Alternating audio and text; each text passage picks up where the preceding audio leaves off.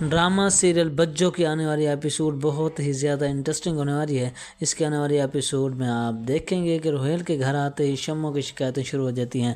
دردانوں کو اس کی ساس ہر وقت اذیت دیتی رہتی ہے اور اسے باتیں سناتی رہتی ہے، اسے تانے دیتی ہے کہ تم منحوس میرے بیٹے کے پاس آ کر بیٹھ ہی گئی ہو، تمہاری وجہ سے میرے بیٹا ٹھیک سے کوئی کام نہیں کر پا رہا۔ مگر حقیقت میں جواد اس سے بہت زیادہ محبت کرنے لگ گیا ہے دردانہ سے، کیونکہ پہلے یہ بھی برا سلوک کرتا تھا مگر اب یہ اس سے بہت زیادہ محبت کرنے لگ گئے ہیں، جس کی وجہ سے اس کی ماں کو یہ سب باتیں ہضم نہیں ہو رہی۔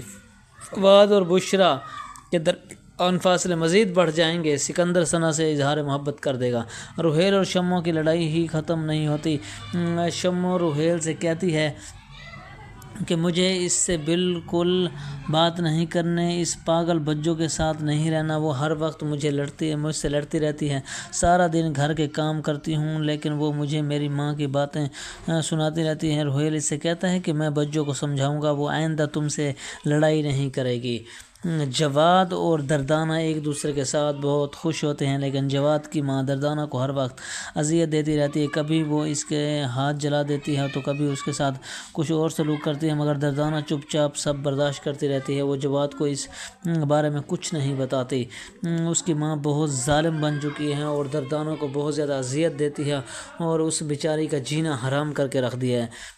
بشرا اور فواد کو منانے کی ہر ممکن کوشش کرتی ہے، لیکن فواد کے دل میں جو بات آ چکی ہے وہ ہٹ نہیں رہتا۔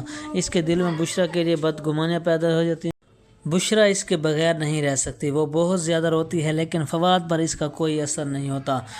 بجو بس شمو کے پیچھے لگی رہتی ہے، اسے اماں سے ڈانٹ بھی پڑتی ہے لیکن وہ کسی کی بات نہیں سنتی، وہ اپنی من مانی کرتی ہے، وہ دوسرے کو اذیت دینے کا کوئی موقع ہاتھ سے نہیں جانے دیتی۔ بجو اپنی ماں کو بہت زیادہ تنگ کر رہی ہے کیونکہ ماں اس کی وجہ سے بہت زیادہ تنگ ہوتی ہے۔ اس نے پورے گھر کے اندر فساد ڈال کے رکھا ہوا ہے اور بوبی بھی اس کے ساتھ ملا ہوا ہوتا ہے، جس کی وجہ سے انہوں نے پوری پلاننگ کے ساتھ گھر کے تمام افراد کو بے سکونہ کر دیا ہوتا ہے۔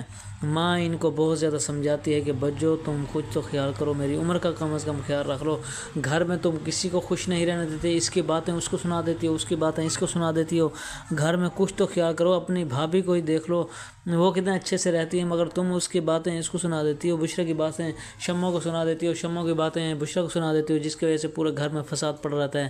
تم کچھ تو حیا کرو، تم کچھ تو خیال کرو، مگر بجو پر اس کا کوئی کسی قسم کا کوئی فرق نہیں پڑتا۔ سکندر ثنا سے اظہار محبت کر دے گا جس کی وجہ سے وہ اسے قبول کر لے گی۔